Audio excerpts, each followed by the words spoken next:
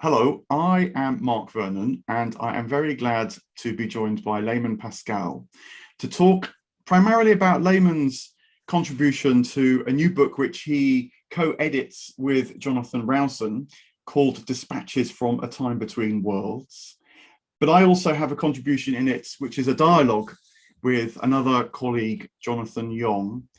We're going to focus on Layman's essay to start with, draw out what he's trying to say, find some points of disagreement, which I hope will be helpful to help you understand what we're talking around and about, and then come to some sort of conclusion over the next period.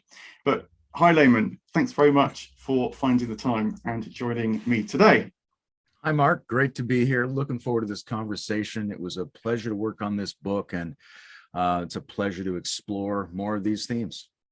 Great. Well, look, you begin your essay with a sort of nod really to the complexities and problems of our time, not because they are easily dismissed, quite the opposite, but you want to get to trying to grapple with them. But they are the complexities of modern culture, of the climate, the various things that people will be familiar with, which combine to make what you and Jonathan refer to as the metacrisis. But I wonder whether we can sort of move ourselves now quickly to the response, sort of take a leap in at the deep end. And what I was going to do was put 2 or 3 phrases to you, which you use in the essay, and ask you to unpack them and tell us something about what you mean. So, taking the plunge, you talk about the enactment of interperspectival co-recognition as the heart of the metamodern progress. So that's enactment of interperspectival co-recognition. Interperspectival harmonization is another phrase. Another one which intrigued me too was the integrative sacralization of culture. Now, look, to help you get going on this, you use various metaphors to help us get a feel for what this might mean. You talk about a holographic perspective, detecting deeper patterns, mapping, rebuilding from the fragments that we find around and about us. More familiar ones, perhaps, such as needing a new operating system, new paradigms, and so on. But maybe your dominant metaphor, and I'm coming to you very shortly, is the one of homeostasis. I wonder whether in part you borrowed this from Jung, who talks about how biological organisms need to maintain a balance, a homeostasis, throughout their systems. And he used that for the human psyche very often too.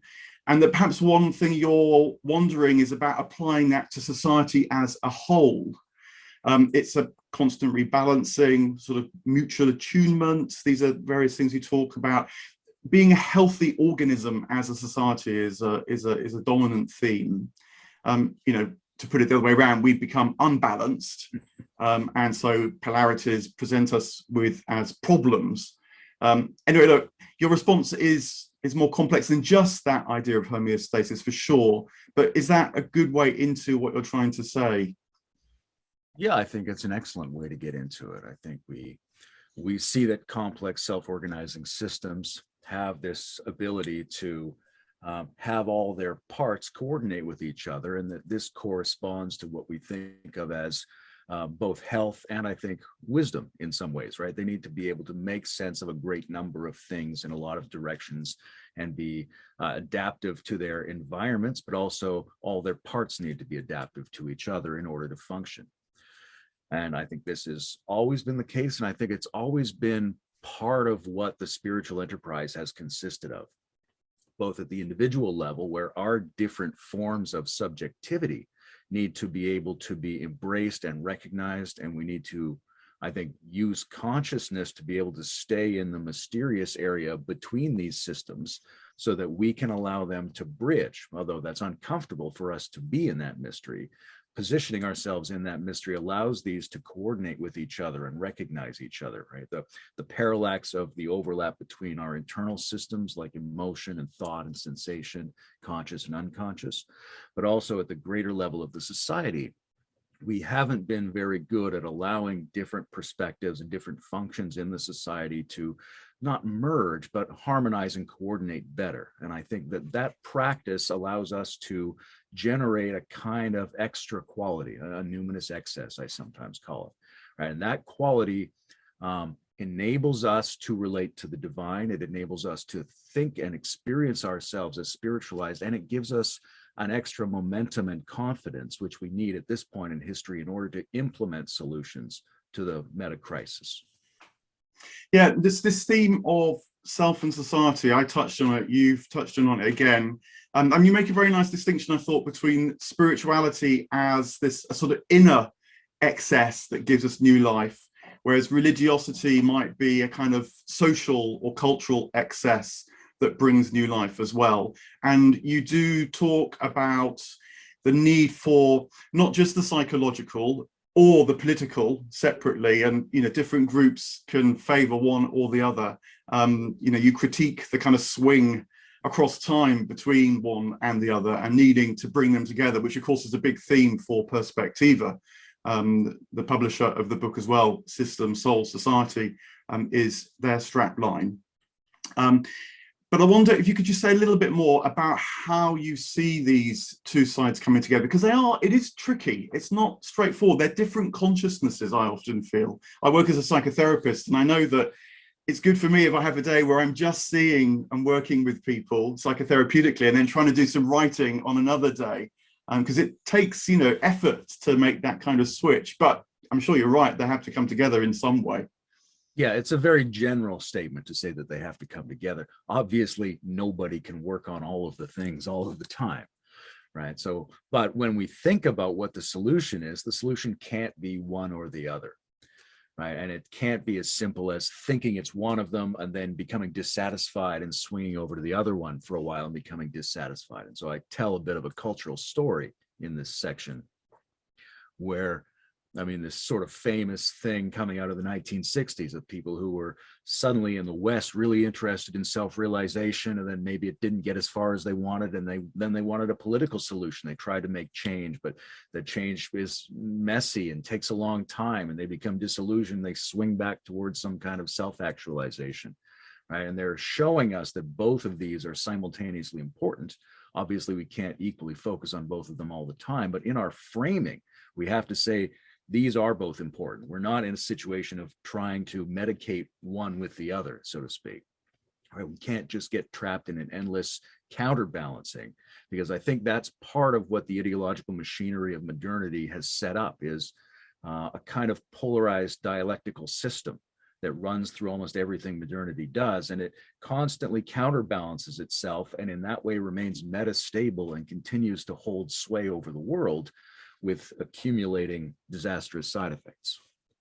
So this is a big theme, I think, which your essay is trying to do, is partly sort of provoke us to imagine a different way of doing it, actually, I felt, in a constructive way, but also to provide the imaginative framing that enables us to think about how to do that. You use the familiar summary of the integral philosophy of transcend and include, with that sort of dynamic. I sometimes think of it as a triangular dynamic, rather than just the two polarities. There's a sort of third position that can hold those things together.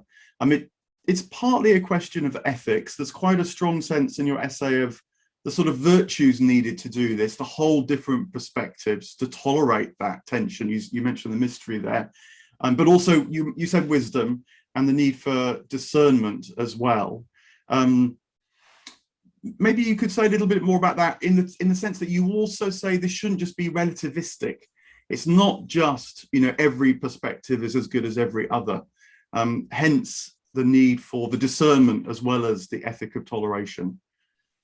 It's a very interesting dynamic between, say, absolutism and relativism. They're often paired against each other, and we often are aware of the problems that each one brings us, right? Absolutism can be too solid and too blind and too insensitive to the other, but it gives us a sense of stability and power. And relativism is something that emerges when we're sensitive and want accuracy about the world, but we fear going into the trivializing merely relative kind of universe.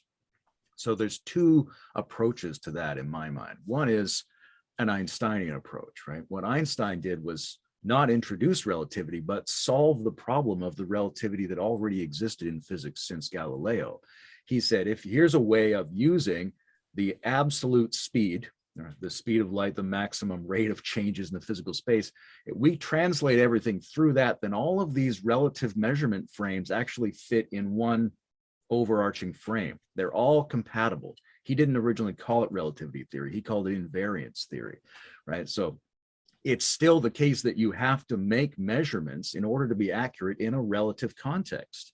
But that doesn't mean all those relative contexts are just universes of their own that have nothing to do with each other. They exist in a metaspace that provides the context for the contexts. And that space also allows you to adjudicate the relative value of each context, depending on what task you're involved in. So I think that's a kind of practical solution side.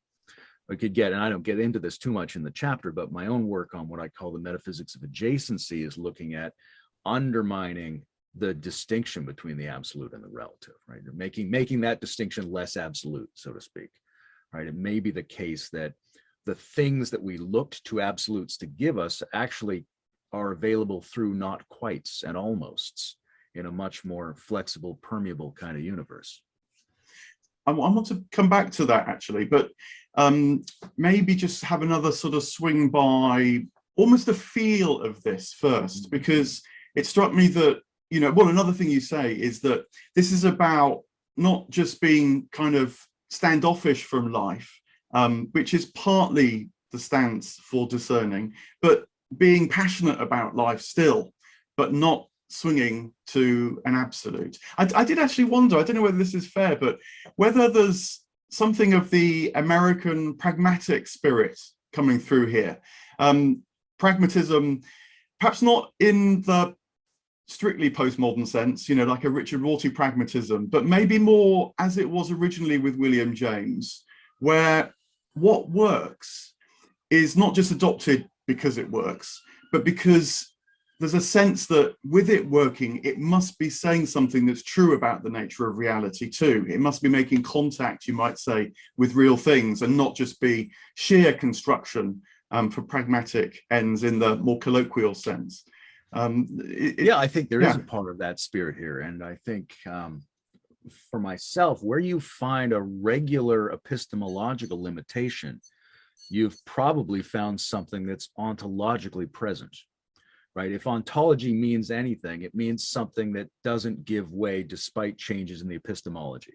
And basic limits on what we can know are like that. So our inability to get 100% certainty on anything, that tells us something about the shape of the reality prior to our knowing about it. There's something about it that has that configuration. Right? And when we look to the divine, sometimes we look towards an already complete, perfect apex of reality.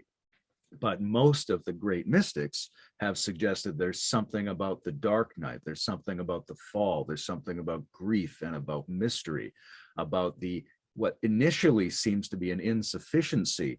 When you pass into it and live through it, turns out to be the source of the coherence you were looking for.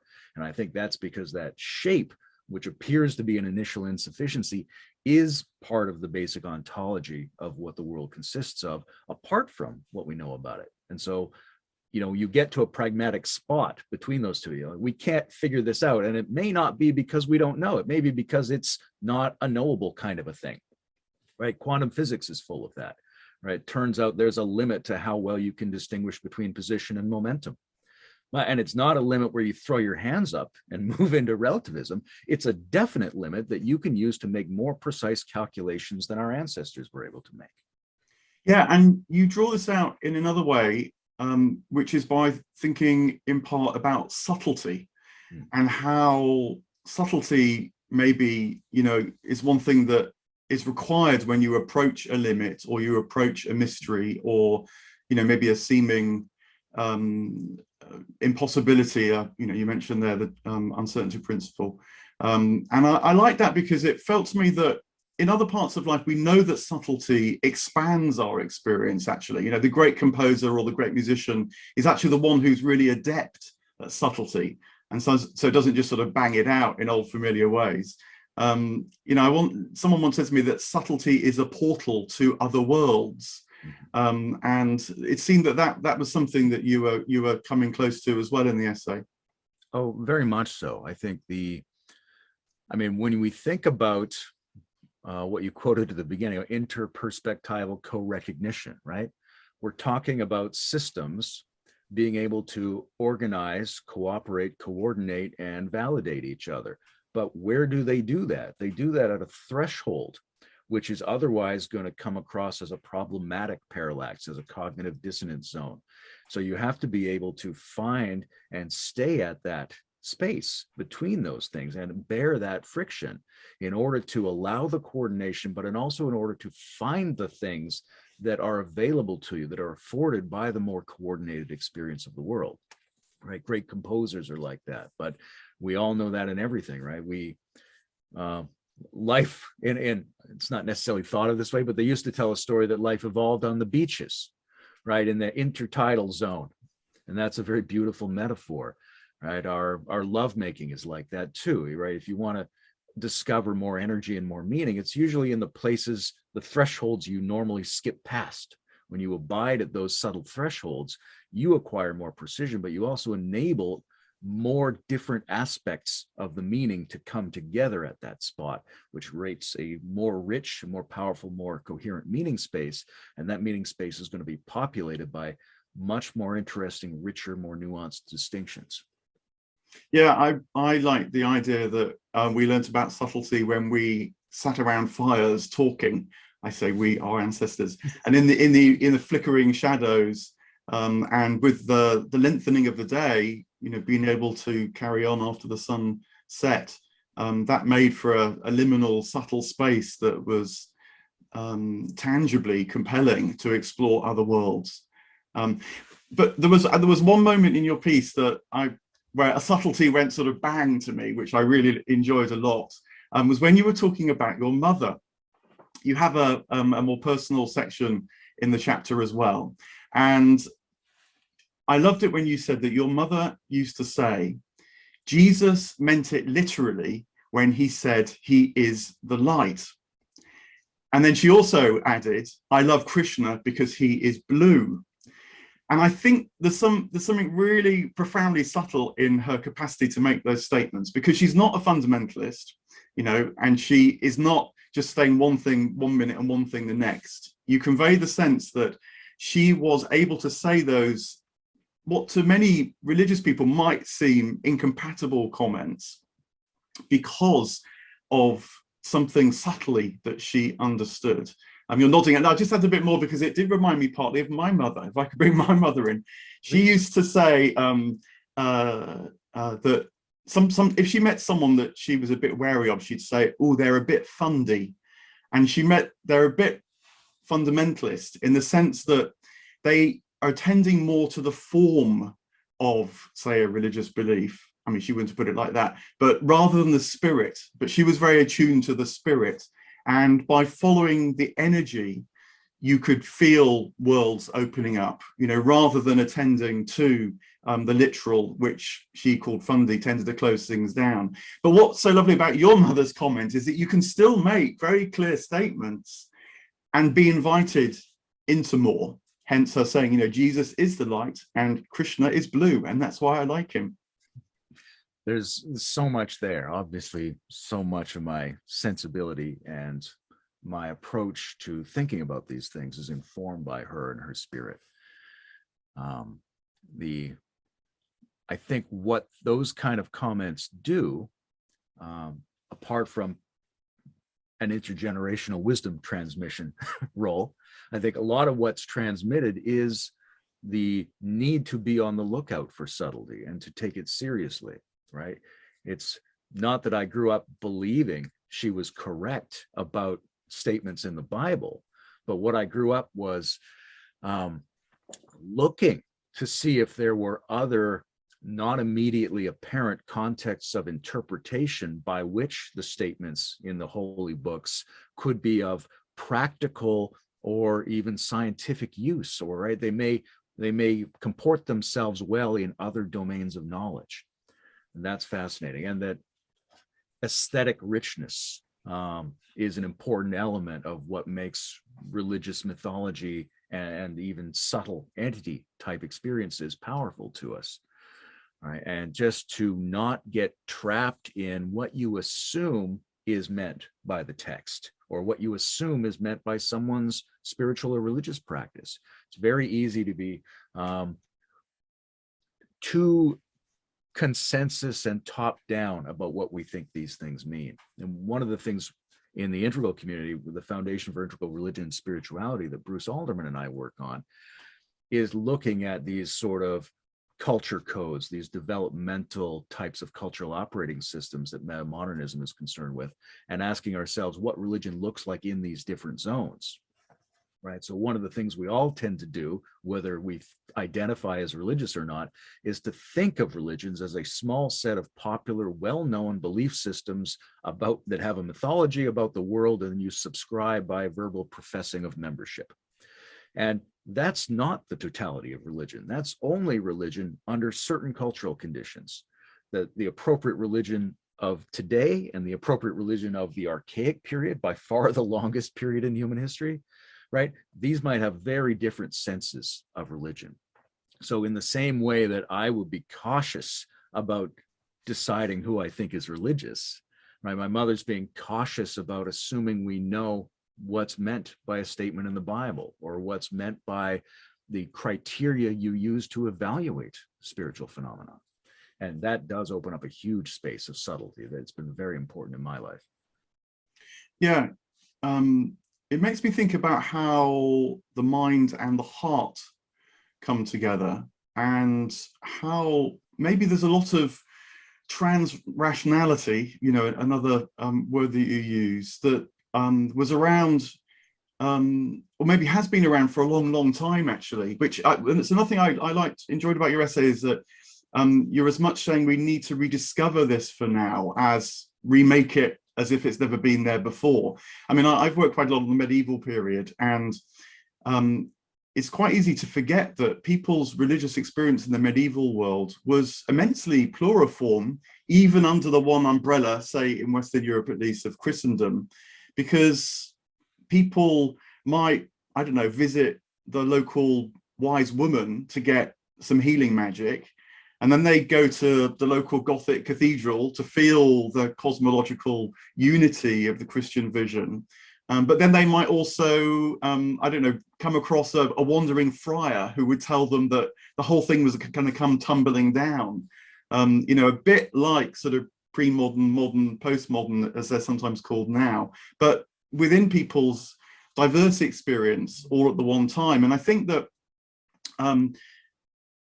people could live in a world like that, I imagine, because they did feel, well, you said that your mother, I think, she felt that the world was right. She was sort of at home in it. It was a place that was welcome to her, not without difficulties, and of course not without difficulties in previous generations as well. But somehow, by being able to trust this reality as it approaches you in various ways, you know, from the sympathetic magic to the grand vision to it's all coming tumbling down, you could integrate this at a sort of heart level, not just at a cognitive and mental level, which, you know, no doubt some people do, if they're that way inclined. You know, it made me think also of how I think many of the great wisdom traditions, be they religious systems or ancient philosophies, the ones that survive are the ones that can be summarized in relatively simple statements that, as it were, everybody can get something from, but then can also be unfolded and unpacked in all sorts of rich ways. But the point about the simple summary, you know, like say God is love or something like that, is not that it's naive or simplistic in a pejorative sense, but that it captures something of the essence of things. It's simple in that sense. You know, they spoke simply can mean with great clarity or great precision. It's when the work of integration in a way is done and then can be presented to others.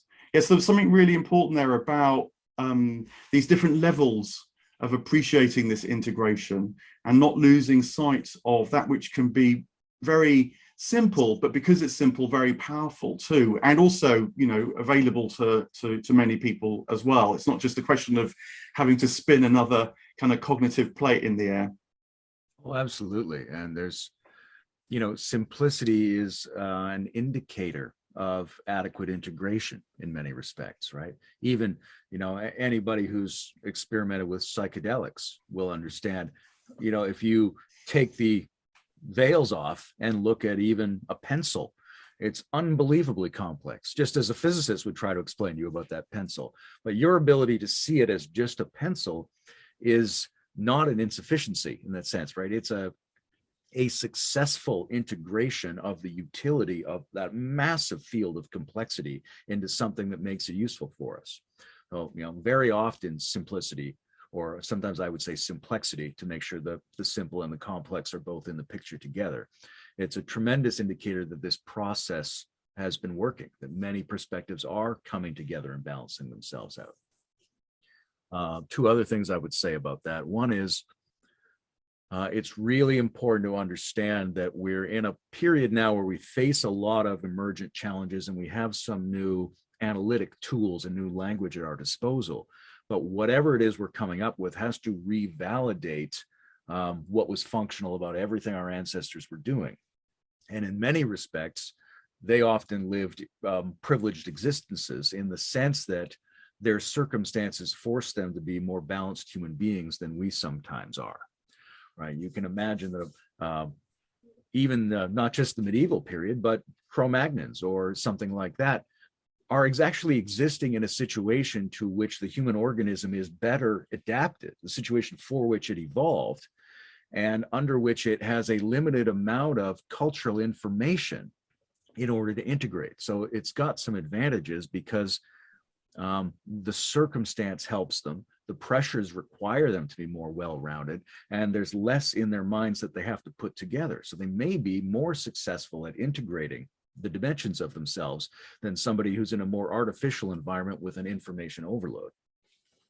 And then the only other thing I would mention there is understanding that although it's very important to be able to do cogent left brain mapping and to be able to have these discussions and to sort of lay out the schematics of philosophies and worldviews, that's only one mode that we have for doing integration, right? The heart, the right brain, the body, our extended interpersonal identities, all of these forms of the self are also doing this procedure, right? So we would expect that only a small amount of it is being accomplished by the part that's representing it analytically. Yeah, I mean, you touched there, I guess, on how the cultural, social level is part of our cognitive gift as well, not just the individual working out for themselves. I mean, one thing I sometimes wonder is that we've made a bit of a mistake by privileging the objective over the subjective. You know, it used to be the other way around. The switch only happened in about the 17th century. It used to be that which was subjective was regarded as much more reliable, because then you were felt to be getting, you know, to the inside of the matter, to the essence, and the objective was that which was the appearance, that which passed. And yet now, you know, we feel that somehow we must take a step back and not participate in something in order to truly understand it, and so call this objectivity. Whereas, you know, one of the things that's so fascinating about science and its quest for objective truth is that it changes all the time. That's what makes me, you know, a keen reader of popular science, because you want to hear what the latest thing is. Whereas a wisdom tradition, a moral system, it may not change in one way for millennia. You know, you can still read Plato and get a lot from it. What does change is how you relate to that, how you participate with it, because conditions of life change. But holding on to something of the inner is what enables you to do that, not discarding the inner. You're nodding, this makes some sense. Oh, absolutely. There's a I mean, there for a while in the integral community, there's been this discussion about what they call flatland, to use Ken Wilber's terminology, right?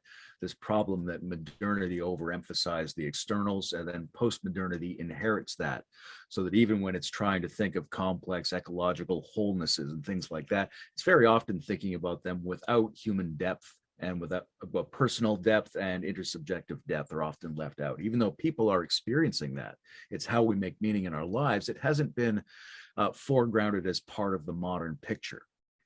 I think to a large degree, it's because, the group checking and quantification procedures that enabled industrialization and science to get started began with the simplest things to collectively check on and put numbers on, right? They start with weights and measures, and they get subtler and subtler. So we observe this trend over a few hundred years, that it's becoming much richer, right? Gone, except in some people's hearts, is the mechanistic clockwork science of the Newtonian age. Now scientists are going to tell you about entanglement and quantum indeterminacy and chaos and catastrophe and incalculabilities, and this is all science now, right? So it's progressing into other domains using its method, but we still suffer the cultural and economic results of its initial phase of success, when the things it was quantifying and checking on were clumsy, heavy things. So it starts looking at those things, it starts looking at the external. People start making huge profits and enormous power off those discoveries, and that locks itself in as the kind of society we have, even though the science has moved on from there.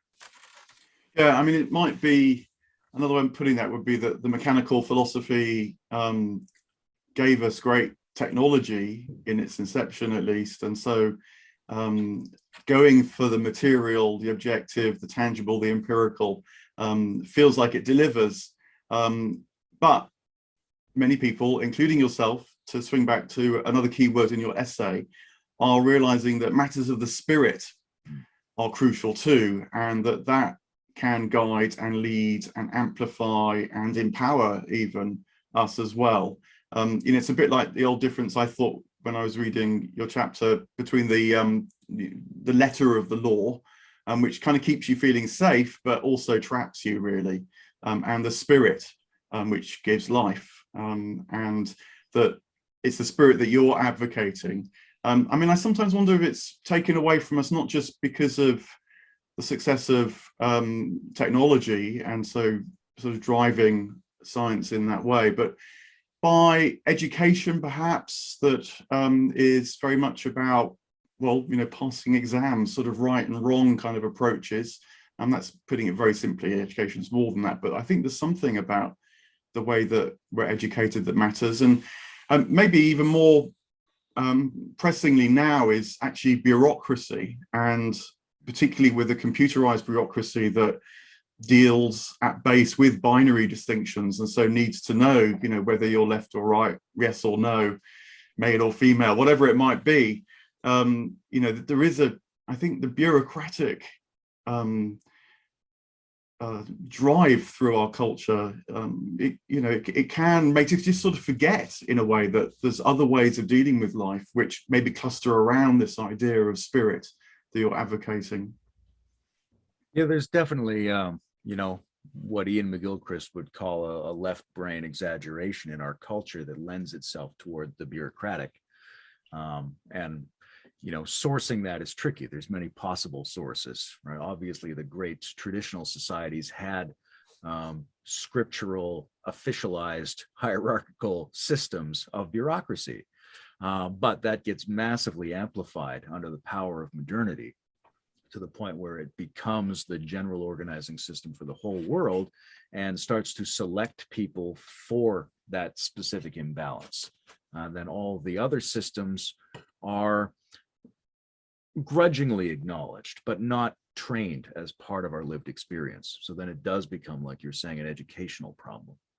I start this section off with a quote from Lord Pentland, who was a disciple of Gurdjieff.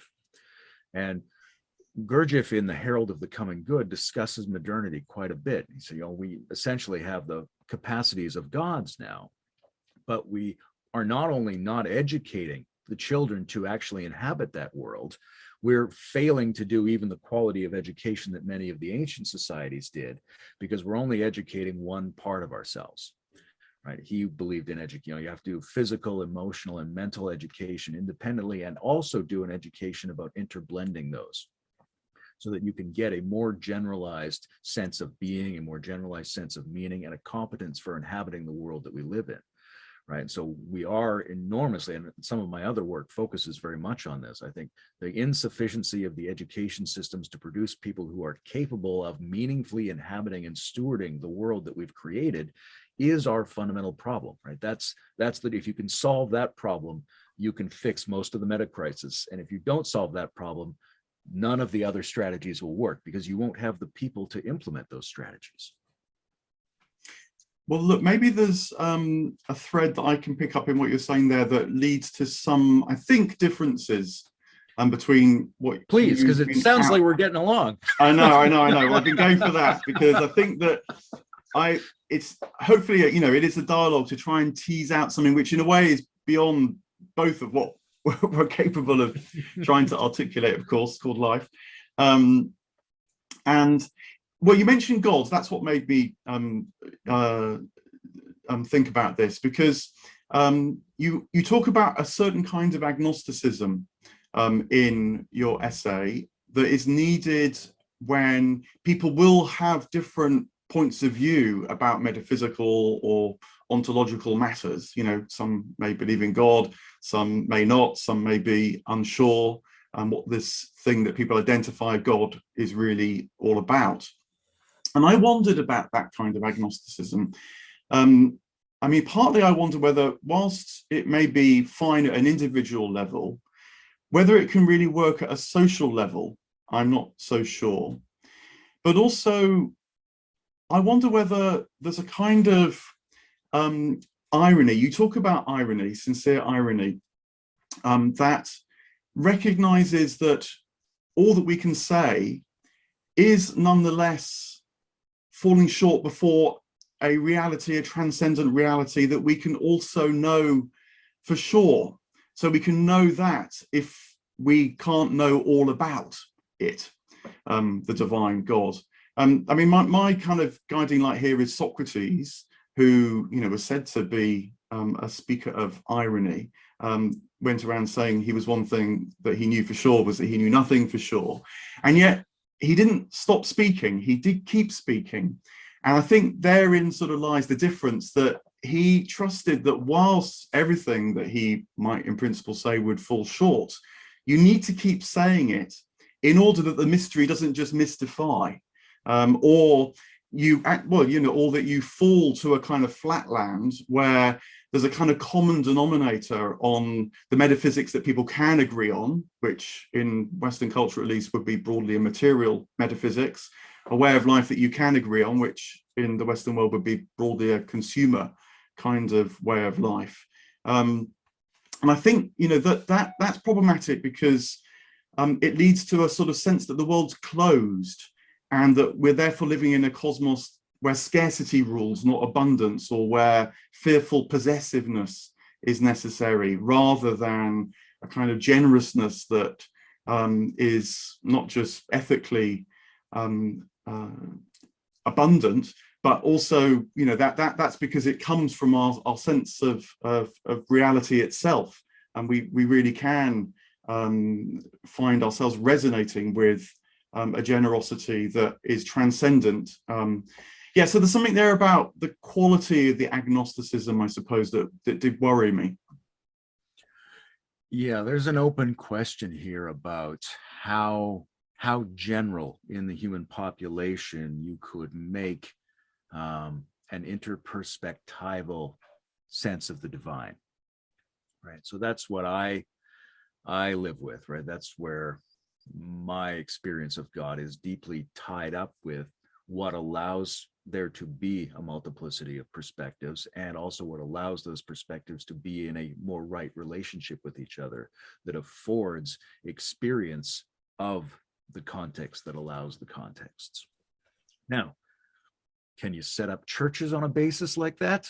It's uncertain, right? There have been a great number of mystics who have pointed to mystery, pointed to, the Taoist intricacies of non-duality, to the Zen phrasings, right? They don't seem to have had too much trouble representing the spirit culturally. So I think it can be done, but it requires a lot of us. It requires people who are the theologians, so to speak, to be very good at a deft, fluid, nuanced languaging and phrasing, and being able to find these balance points that are seemingly incommensurable and holding there, and discovering that in their depth, if you go into it with your heart, that it's not a problem, it's a solution. And to be able to bring that forward with confidence. And I think if that confidence, and then backed up by stories and anecdotes and personal presence and things like that, could get going with the right kind of education system, then you could build some kind of, or allow to grow some kind of new religiosity with this kind of phrasing. But it really requires the people who stand for it to be able to show that it is a form of confidence, that it is a form of access, that it's not a depressed standing in front of a limitation.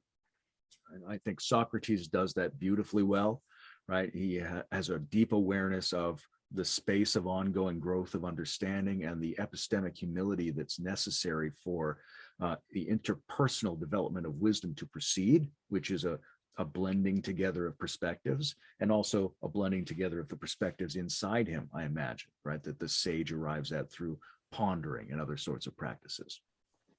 And so that it's not an insufficiency in his case, it's an overflow of something wonderful that he points to as his ignorance. Might there be another dynamic, though, which is not about blending and not about bringing together, but is actually about kind of having the fight? And the reason why that might be advantageous is not because it's good to fight so much as it can lead to breakdowns that precipitate breakthroughs. And I'm very struck in, again, many wisdom traditions, spiritual adepts, their real insight is gained after a kind of collapse, which might be inner, it might be more social. Figures like the axial sages like Socrates and Jesus often met sticky deaths, but then their followers were able to make something of that as part of the way. And again, in psychotherapy, I think one of the differences between psychotherapy and, say, more behavioral approaches to therapy is that you say, well, actually, look, the breakdown might be the key thing here, and that trying to short circuit that, may bring relief, and it's perfectly understandable why that's desired. But if we can find a container that enables, well, as Donald Winnicott, the British psychotherapist, rather wonderfully put it, enables you to go to pieces without falling apart, then there might be a breakthrough on the other side of that. But you've got to be able to have space for what can feel combative, what can feel aggressive, what can feel even destructive or desperate in a moment as well. Yeah, I think it's important not to confuse the analytic description with the procedural dynamics. I think there is a lot of room for righteous conflict.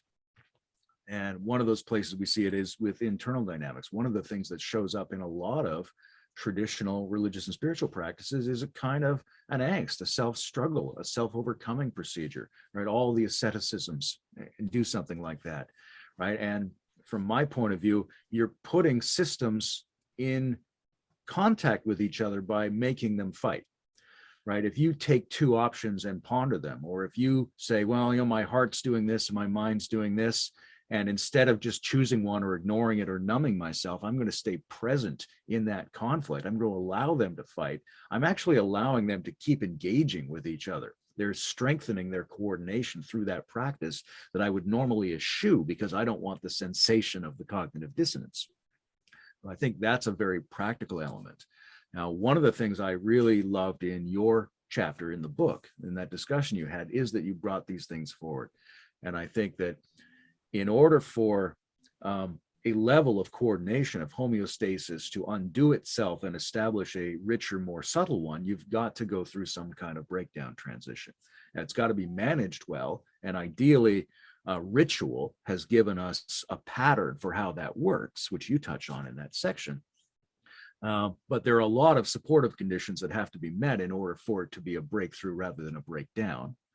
And what we're seeing is you may have to disentangle a certain amount of coordination in order to allow for richer coordination.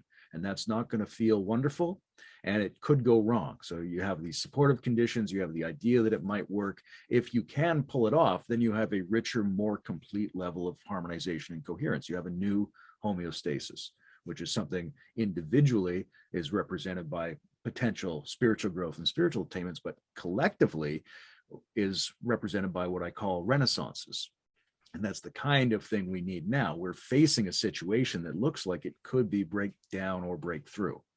So if we can create the supportive conditions, we might be able to get to a breakthrough. Although the presence of those supportive conditions is mysteriously absent in the world at the moment. So we're almost certainly going to be facing some breakdowns.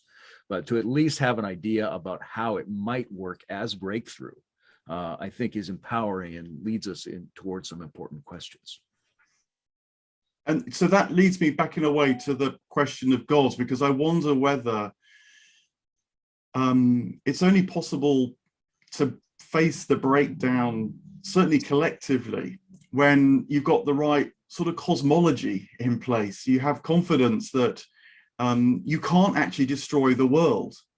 And, you know, to put it another way, that whilst it might be that, you know, a ritual that you use more pragmatically can, you know, be revelatory in itself. I don't doubt that that can happen. You know, you can light a candle to signify that something is sacred without having to make a great kind of creedal statement ahead of time. It feels important to me that there is, though, a sense that there's a what you might call a sort of transcendent horizon. And if you kill that, if you kill God, to use Nietzsche's phrase, and then you do wipe away that horizon, you do find yourself swimming in empty space. It's not just that you can't tolerate breakdowns and trust they might be breakthroughs, but that you actually feed a kind of panic, and, you know, complexity in a negative sense builds up, and people reach for, you know, more and more kind of tighter and tighter analyses, more and more abstractions, even trying to sort of pin down what can't be pinned down, but there's the sense it needs to be pinned down because of the loss of this transcendent horizon, because of the death of God. Yes, and, you know, I walk a kind of a tightrope in this section, because I'm doing several things, right? It plays an editorial function as bookending the volume. It's trying to leave us in a place that's a little bit optimistic and anthemic, and it might work out.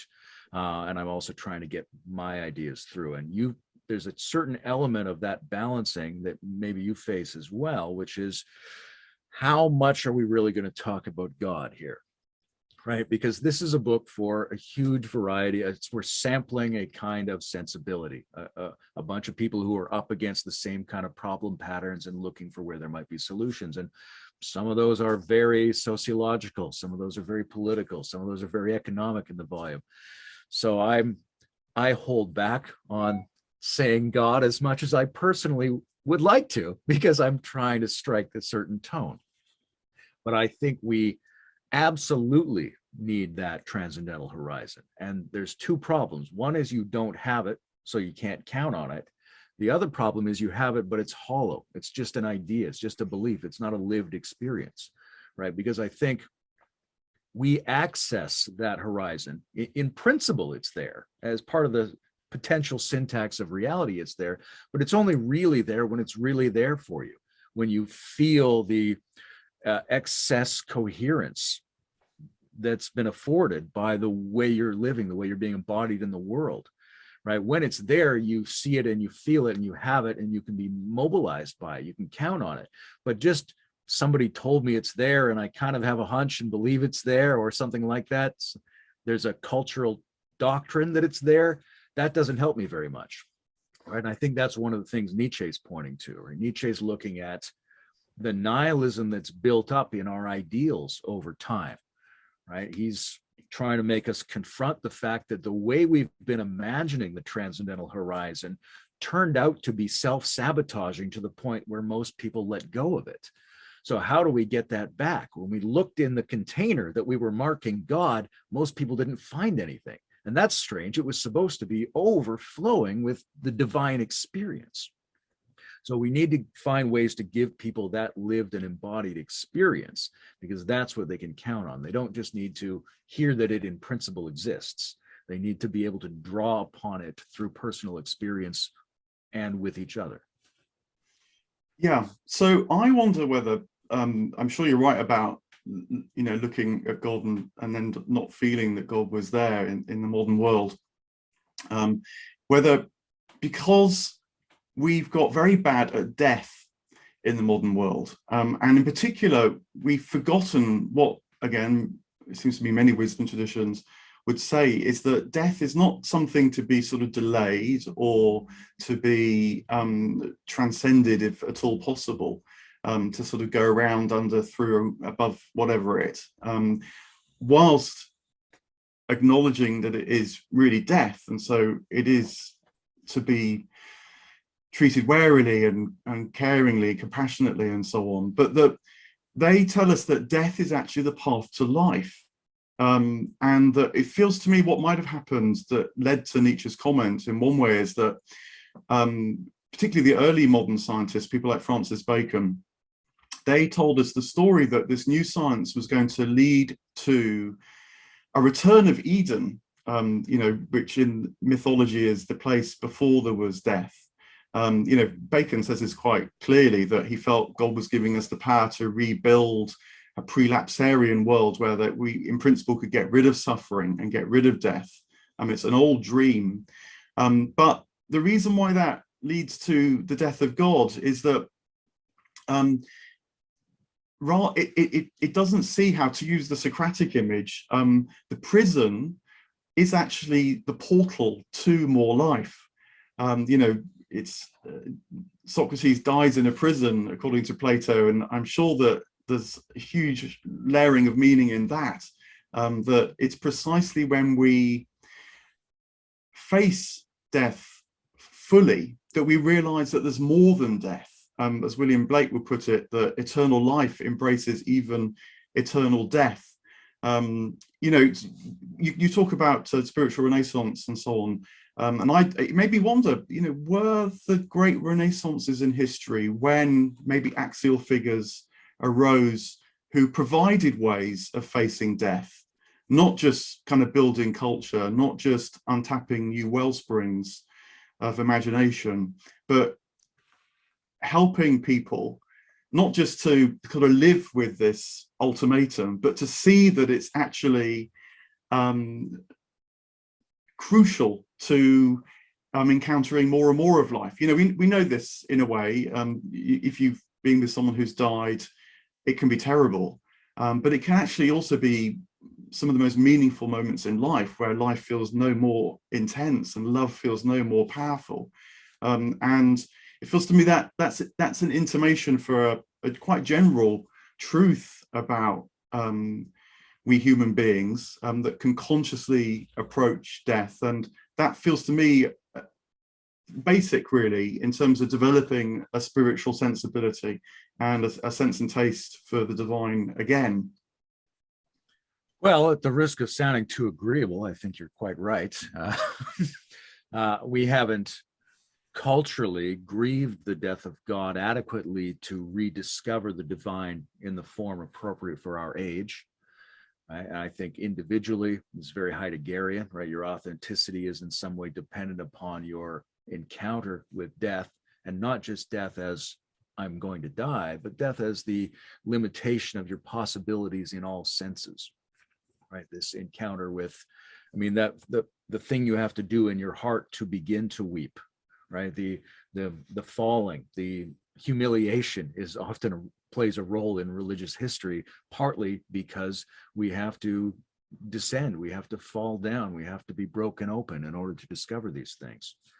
I think that's a hugely important part of what we haven't done. And it's especially important at this moment of world history, because if we are to adaptively respond to the accumulating convergent crises, we can't just do it in the modern sense of thinking we can calculate our way past this and ward it off somehow.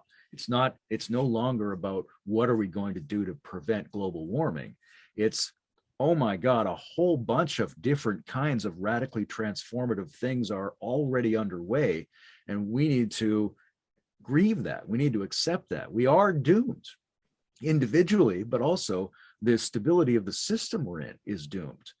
And that doesn't mean there's nothing we can do, but it means that we have to take advantage of what Nietzsche called the tragic wisdom, right? He thought the Renaissance of the Greeks occurred in the pre-Socratic period that built up that energy, right? And partly it was because in the figure of Dionysus, they were embracing the failure, embracing the God who comes apart, the one who goes down. And I think we need to emotionally accept the apocalyptic qualities of the moment we're living in order to begin to be engaged with them on a spiritual basis. It doesn't mean we're going to get trapped there, but we have to go through that to authentically show up. And without that, you can't really do any integration. I'm aware that my chapter looks very positive, right? Here's the schematic for how we can build a new civilization. Great. But actually doing that involves your heartbreaking. Yeah, I mean, a way that it was put to me was that the great challenge of our now is to realize that heaven's not actually a place on earth, although earth can radiate heaven to us. And the reason why that's so crucial is because if we try to make heaven a place on earth, if we try to build utopias, we will force the material world beyond what it can deliver to us. And it feels to me that that's actually already quite a common experience in an excessively consumptive world. But the trouble with the consumptive world is that it's very hard to pursue other options. That is the kind of loss, not just the lamenting loss, which you're, I'm sure, rightly outlining there, but is for me really why we live in dire times. I mean, I wonder whether capitalism and its innovation and so on might sort of see us through many of these crises, no doubt not without immense suffering and so on. But what it won't do, because I think its genius is to encourage us to put our trust in the material world, is show us ways of rediscovering the spiritual dimension. And the fear is, and maybe there's some deep truth in here, that that can only really be discovered kind of the hard way, but certainly by giving up on a lot of that which brings us optimism or hope. Anyway, yeah, I mean, you use the phrase of transcend and include, which has been used to summarize integral approaches, and it's very clear and useful. I mean, it made me think, now what would be my little summary phrase for this? And I wondered whether something like inspire and then expire would be a good way of thinking about it. We take in, like we take in a breath and spirit and so on, and even wind were the same words in ancient languages. There's something about participating in reality there, but then we expire. We have to kind of learn how to let it go, and trust that that will bring another breath. In fact, if you held onto your breath for fear you might not get a second one, you wouldn't live for very long. I wanted it set my trying to get clarity on these things is a beautiful part of the challenge, I think. Yeah. We're in the set of communities of which metamodernism is clustered in, I think is facing two very important types of perspectives that have to be brought more closely together. One of them is that we need to actually engage in transformations of the world and the systems of the world, given the context of the systems we already have, right? We do have to use technology and strategy and try to change things and try to improve things and say no to a lot of stuff that our ancestors might have just accepted as nature. Right? We can make things a lot better. Problem is, implicit in that approach are the underlying metaphysics that led modernity to the situation it's in right now. Right? So we can't only do that. We've got to also do this other tragic wisdom, dark renaissance, in a way, a more psychoanalytic approach of being present with our symptoms, our neurosis, our insufficiencies, our conflict, our antagonisms, right? Not just trying to build a non-rivalrous new set of technological systems, but also embracing rivalry and conflict and how we relate to that as part of our maturation as human beings. Right? In order to wisely show up, we have to do everything we can to improve the system that we're in.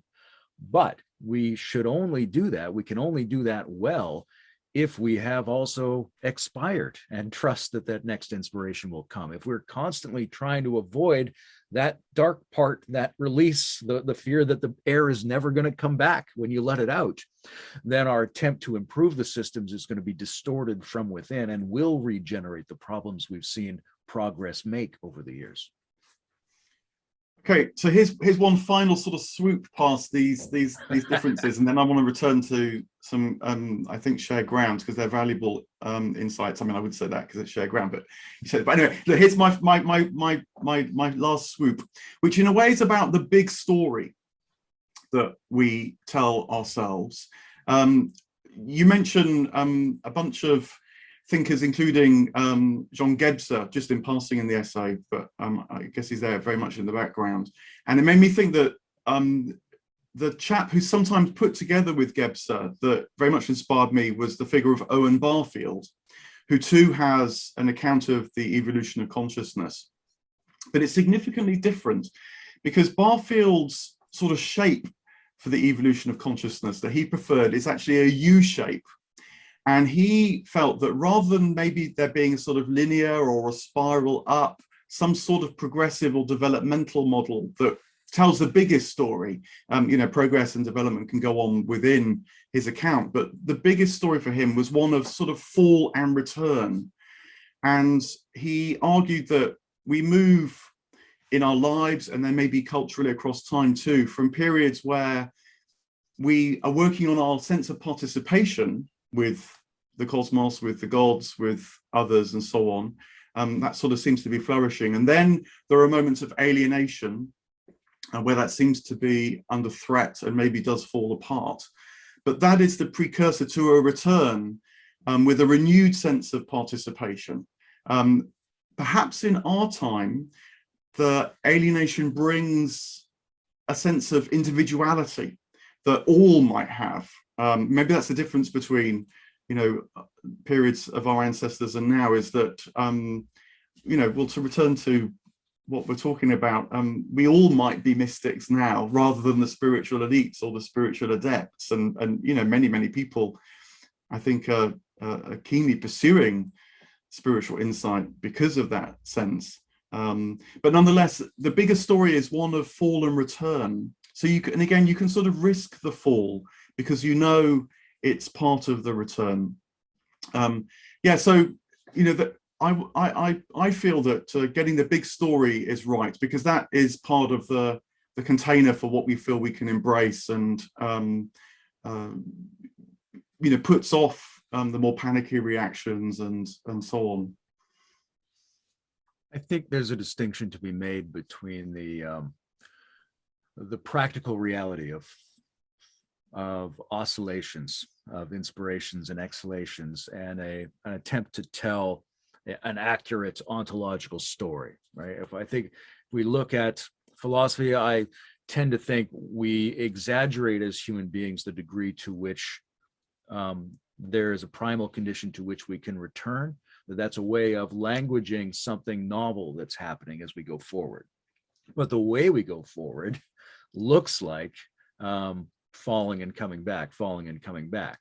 Right? If you were to track that over time, it's actually, I think, changing. And we do want to restore the kinds of successes of the past. And it's useful to us heuristically to think of a primal success condition to which we might be able to return. Now, I don't know if that's metaphysically valid, but certainly it's practically valid, which is that we go through these phases. That's very Jungian to think about it there, right? The self that exists over the death and resurrection patterns of the personality. And that's how we grow to be what we are. Whether what we are is really from before or whether it's really new, I think that's formally undecidable and actually requires a different order of description. I don't think return and toward are actually quite the right ways of thinking about it. But for all practical purposes and in general human discussion, I think that's absolutely what's going on. And as human beings, the notion of return is very powerful and very meaningful to us as a practical descriptor of the process we have to go through.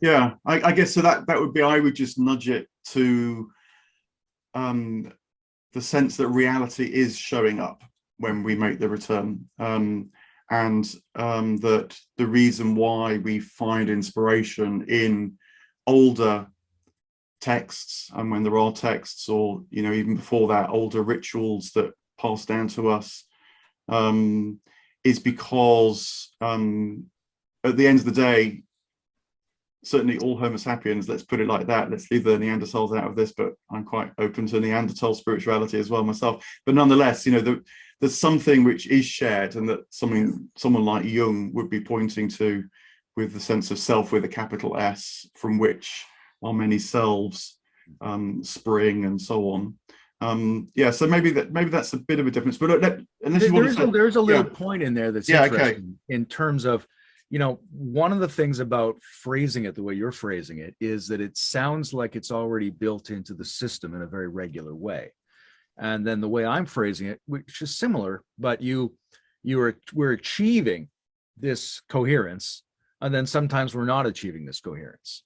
And then we have to try to achieve this coherence. And so over time, because that's what succeeds, wherever there's not coherence, we try to achieve coherence, and we see this oscillation. But the oscillation is not necessarily as regular or as built in the way that I've been describing it as in the way you're describing it, right? I think the heart is very reliable, keeps beating, very nice. But if we were to zoom in very closely to what those cells are doing, they're trying to pull it off each time, and eventually they'll fail, right? So we're in a situation where if we're able culturally or individually to reestablish coherence in a new way, and then reestablish coherence in a new way and keep accessing spirit in ourselves personally and collectively this way, it's going to look like an oscillation. But that oscillation is not guaranteed. And the oscillations we need are not necessarily already built in. We may have to invent them. Yeah, it's a very point well made. Let's move on. Please, yeah. Because maybe this is connected actually, because another thing which I was struck in your essay was, it felt there's a really attractive, I felt, role for the human in your essay. And I mean, us as persons. Why wouldn't there be? But actually, it made me think maybe this is something which can be overlooked, that it's as persons that we actually integrate diverse experience, that we hold discord alongside harmony, and so on. The person, certainly for human consciousness, the one that we know the best directly, is the meeting place of what's called the natural, what's called the supernatural, the rational, the irrational, the mortal, the immortal, transcendent, immanent, all these polarities, they're held together ultimately in us. Insofar as I hold them together, maybe coherently, but maybe also incoherently, that produces the sense of depth that then you, as another person doing that, I sense in you. And so we meet as, an I, thou, or even an I, just to slip slightly towards a non-dual sense of things, actually, keeping this triangular possibility open, that actually our being meets because it's a shared being, ultimately. I know, but I rather like this. I wondered if there's a sort of sense of the personal coming through as an important category. I mean, I like it because I'm broadly influenced by the Christian tradition, and Christianity makes a lot of the personal, the hypostatic, as it's put to kind of just make sure you realize you're not talking about a bloke down the road. But nonetheless, this idea about returning to who we are as human beings. You know, I even wondered if this is the kind of the message of the so-called Anthropocene, which is normally, for obvious reasons, used as you know, a sort of turn for the worse.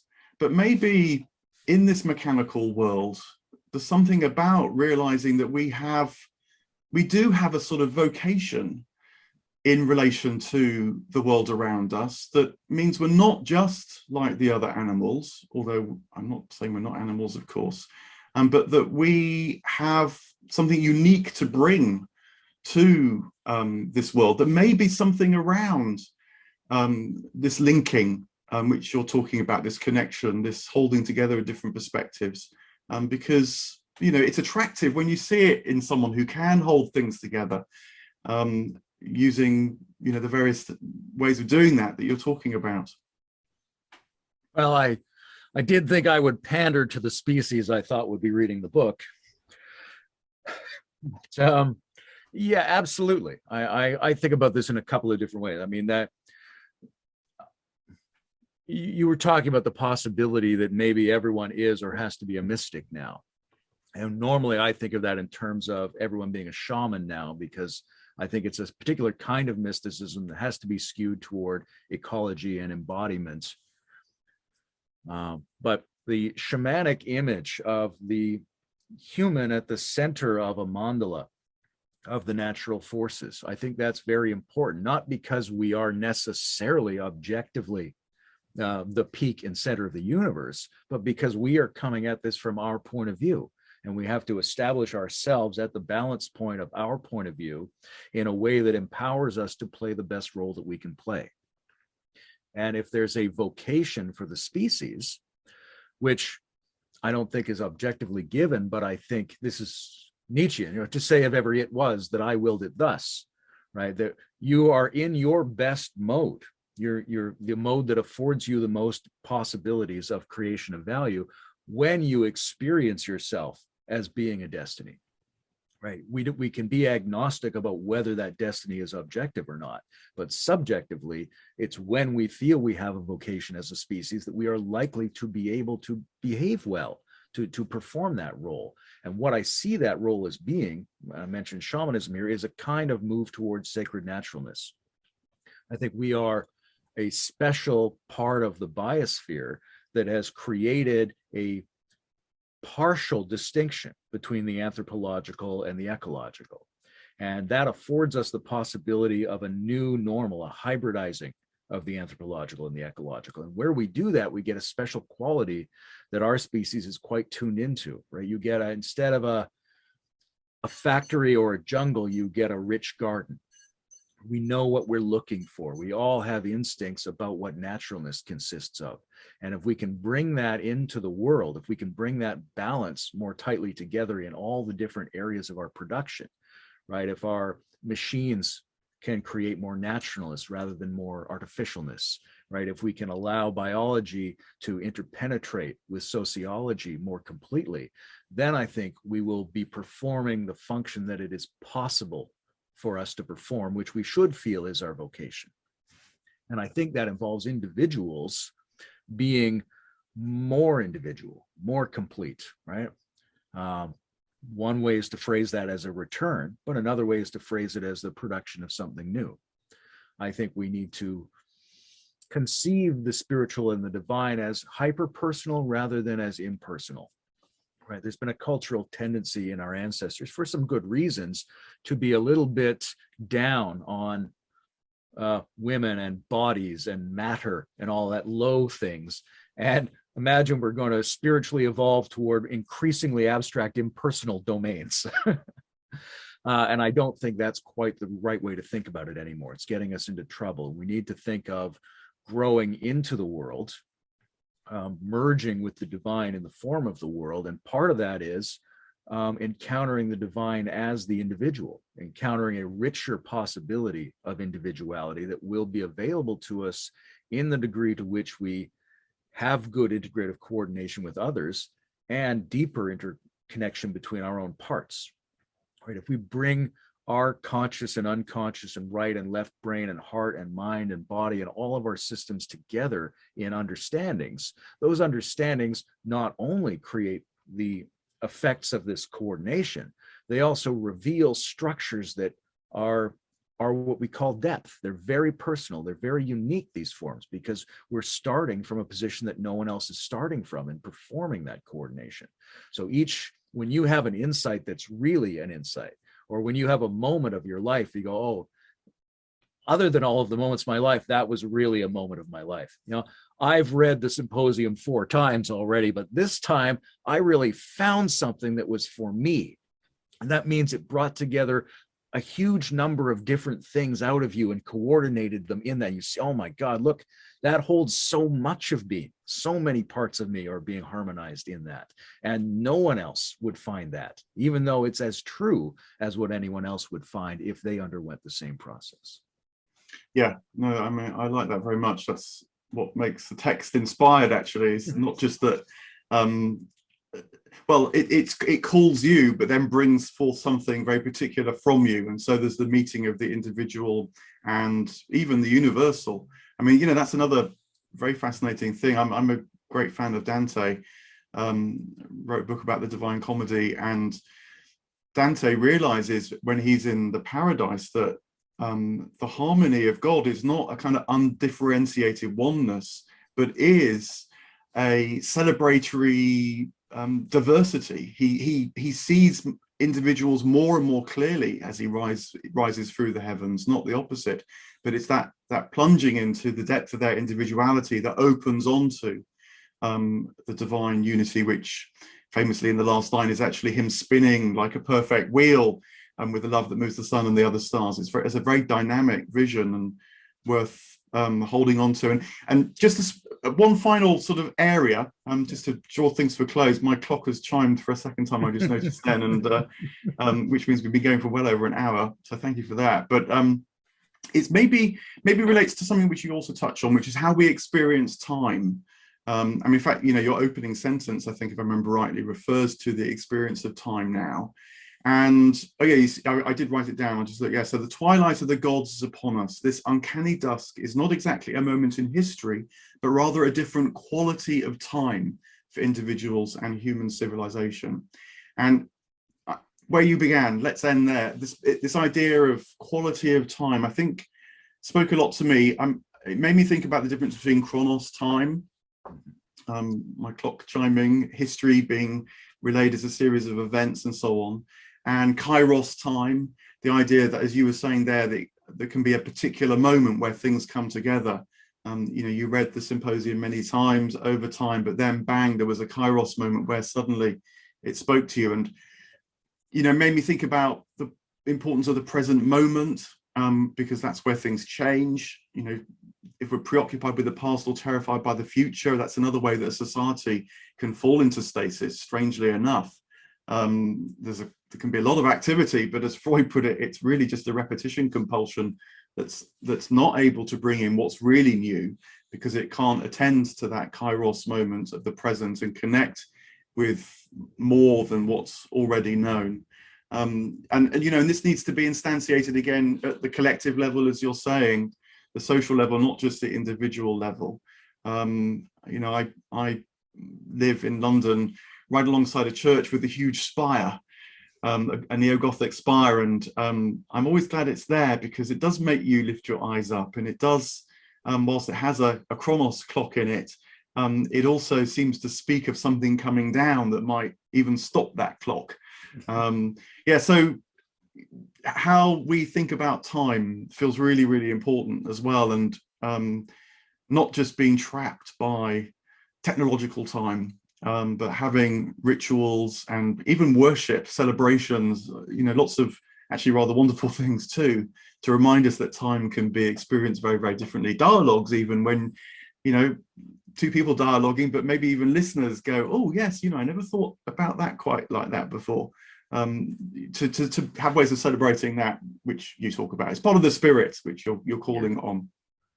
Time is a fascinating topic, and it has so much richness. Like you were saying, there's intersubjective time, and there's depth time, and there's different ranges of time. And one of the things we're notoriously bad at in our current civilization is treating longer ranges of time as if they are viscerally real, right? We've discovered this deep time of evolutionary history, which is profound, but we don't seem to be able to run our lives as if the next 10 years, let alone the next 1,000 years, is a reality. We've been acting like the inevitable isn't going to happen, right? So we do need to have, I think, practices in an education that makes longer ranges of time more real. But much more to your point, I think there's two special kinds of time that I'm calling forth in this chapter. The one is the time of the peak experience, right? And this is where we can afford to be agnostic in a certain sense, right? If someone has moments that are the radiant transfiguring moments that make life worth living and give them the energy to be a creative participant in the world with others, what does that mean? Have they suddenly seen the reality that was always there? Or did they create that moment by all of their parts coming together in a certain way? Is it rediscovered or is it produced? And I think we don't need to insist on one of those answers. I think the community of people who has to be thinking through and in some ways shepherding some kind of transformation in the world can afford to think about it either way, because in practice, it behaves the same way. Those are the most important experiences. We need them, whether we think of them as produced or discovered. And it may be that produced or discovered is a faulty dichotomy of thinking, that there's a better way of conceiving what that is. And the other side is the mystery of it, right? We're in a kind of a twilight zone. We call the book The Time Between Worlds. And it doesn't just mean a transition between two modes of civilization, right? There's always been, oh, there was pre-modern and modern, right? There's these odd little moments of history. And we may well be in such a moment. But what we're definitely in is a moment characterized by that feeling, by that spirit, right? We're in the interregnum now of some kind. Everything is strange, and it seems like the strangeness is compounding. We face a crisis that is real but hasn't happened. And its nature is uncertain. It's a hyper object. It's coming from too many directions at once. And every one of those directions overturns something primary that we use to make sense of the world. So it's a very uncanny, surrealistic moment. It's much more like a dawn or a dusk than it is like midday or night. We can't conclusively say what's happening. There seems to be a mist in the making of meaning all over the world, and everyone's facing that. And I don't think it's merely because we pass through one temporal phase and we're going to another temporal phase. I think it's an opening to another quality of time, a different Kairos, the Kairos of the in-betweenness, which almost everyone in this volume is pointing to in some way. So one of the things I'm doing in my book ending chapter is trying to bring back a lot of ideas from the other contributors and mix them into something that might make some kind of sense. But I think it's very important for us to keep in mind that aside from just the flow of Chronos, we have these immortalizing apotheotic moments that we must use in order to make any kind of progress, and that the world we're in is characterized by a particular mood now that's getting stronger and will continue to get stronger for the near future, this sense of the strangeness of everything. Do you think, just one final thought from me, do you think that kind of bringing down the tremendousness of the moment, the sense of being between worlds, or bringing down the peak experience, which might kind of wake us up to the fact that things can change, and instead making that sense of being between worlds a moment by moment experience? Augustine made the remark that we're between the beasts and the angels, that we human beings, are mortal but are aware of our mortality, say, and we have a sense of immortality. We're constantly living between worlds. And I wonder whether, in a funny sort of way, it's because we've forgotten that looms up before us, this sort of sense that, oh my God, we're living at a time between worlds, and crisis, and on the one hand terrifies us, but then peak experience on the other hand, draws us. That the psychotherapist in me anyway makes me wonder whether, if you actually look at these things, then it can be taken down and become a much subtler part of moment by moment experience. Even people discover that in say shamanic, psychedelic, ritual experience, right? It very much seems like it's part of what's been called the archaic revival, a return of a primordial dreamtime quality.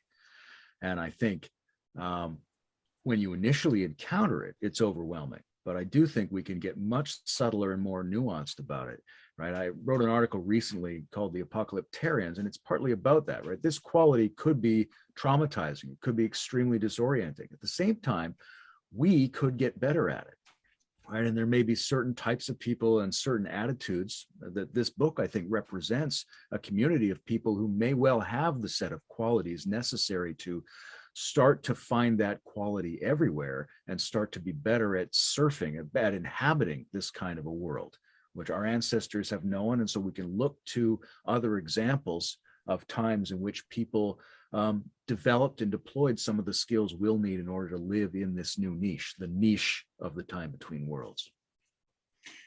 Thank you very much. Look, we have circled around these themes, I hope, helpfully to our listeners. And let me just give a plug. If you loved the conversation, then I hope that you will love this book as well. Certainly I also give you more space. Hey, give you more space to consider these things and, you know, to get this sense and feel for them and be able to inhabit them. But Layman, thank you very much indeed. I've enjoyed our conversation and it's made me think engaging with your essay, and I'm glad for that. Thank you. It's been an absolute pleasure, Mark. I could go on for a few more hours with you, and maybe we'll come up with a reason to do again sometime. That'd be great. Yeah, cheers. Thanks very much.